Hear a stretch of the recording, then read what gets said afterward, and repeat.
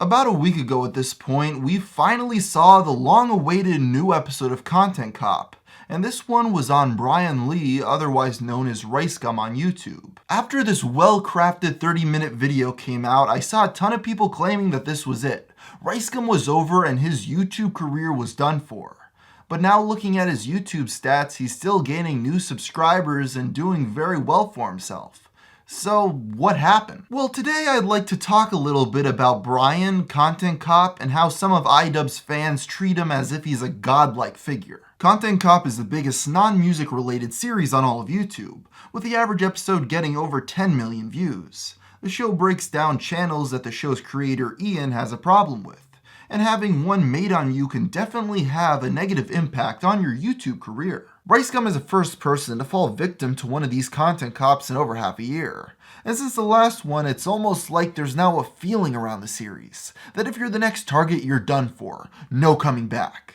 But I think it's clear that some fans have gotten too carried away with how much of a death sentence it really is.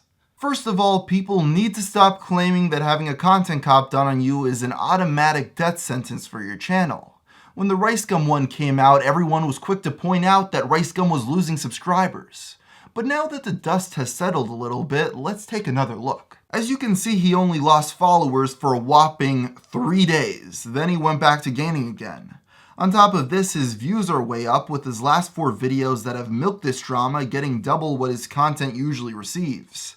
And it really is impressive how he dragged this out. He first made a video about how a video on the subject is coming out. Basically what I'm trying to say is that video took a while to make, and I'm already seeing tweets like, RiceGum, hurry up and respond, oh this, you're gonna take an L, but like, how could I respond to a video in a day when he took months to make a video on me? I'm not saying I need a month to make a response, I'm just saying like, give me like a day or two to come up with something, but like, this is what I live for, man. This is exactly what I live for. YouTube is where I want it to be again, and this is gonna be a lot of fun.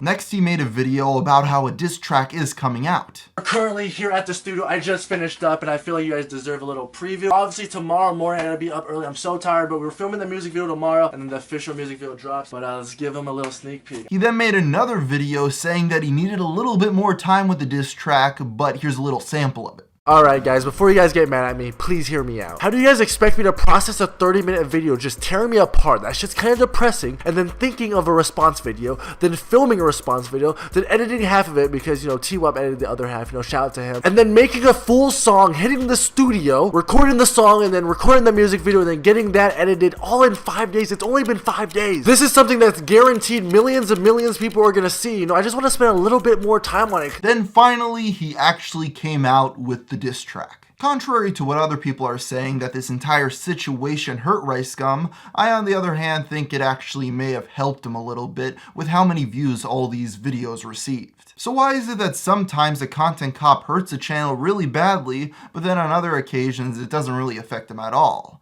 Well, I think it comes down to 3 things. 1, if there's a crossover in the audience. I know last time I estimated a YouTuber's audience age, I received backlash, but you know what, I'm going to do it again. RiceGum and iDubbbz don't have much of a subscriber crossover. Brian, I would guess, shares a lot of followers with the Paul brothers, and seeing who shows up in front of the Team 10 house, I would say his subs are kids under 14. Ian, on the other hand, has subscribers that are a bit older, and I would assume men that are in their late teens and early 20s, people that look like me.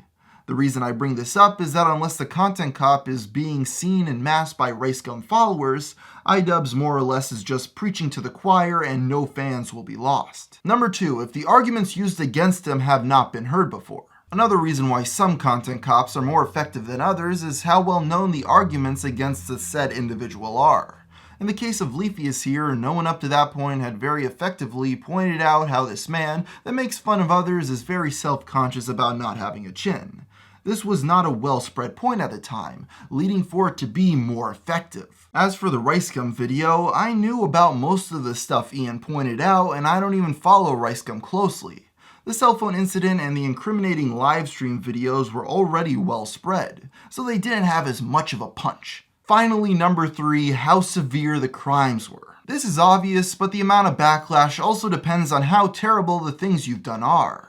In the case of Content Cops, Keemstar would probably be at the top of the list, while at the bottom you would have somebody like How to Prank It Up. Yes, RiceGum has done some pretty stupid things, but it doesn't appear like his young fans really care all that much. I think anyone surprised that the content cop didn't do more harm just don't realize how popular Brian's channel really is. He started to gain some good momentum back in 2016, but this year he was able to jump on the Jake and Logan Paul bandwagon like Keemstar, catapulting him to become one of the most famous people on the internet. Just a month ago, he received over 200 million views in a 30-day period. To put that into perspective, that's more than Filthy Frank, H3H3 Productions, iDubbbz, Keemstar, and How To Basic combined. Sure, you can ramble on about how you'll laugh when he becomes irrelevant, but even if his audience gets cut in half, he'll still be one of the biggest creators on this website.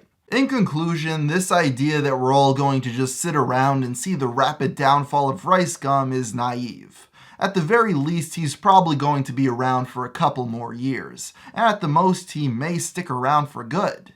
This is why it's not very healthy to wish for somebody's demise. It may not happen. Hey everybody, and thank you so much for making it to the end of this video. It's really appreciated. And before I end today, I just want to point out that I did make a mistake in my What Happened to Psy video.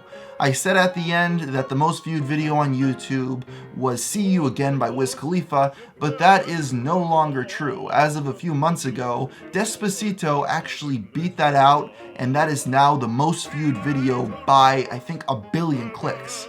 That is crazy. So See You Again and Gangnam Style have around 3 billion, whereas Despacito has 4 billion. And it's only been out for, I think, 7 or 8 months.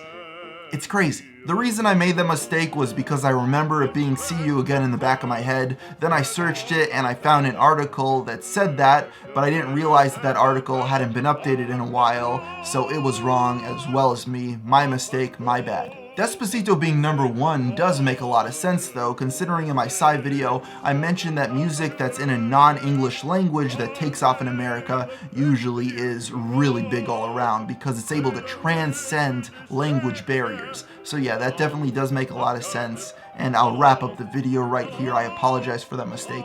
I've been trying really hard not to make mistakes in my videos recently, and I think I've been doing pretty good, but then that was just so glaring of a mistake that I had to bring it up. So I'll work harder on that in the future. Anyway guys, until next time, thanks for watching.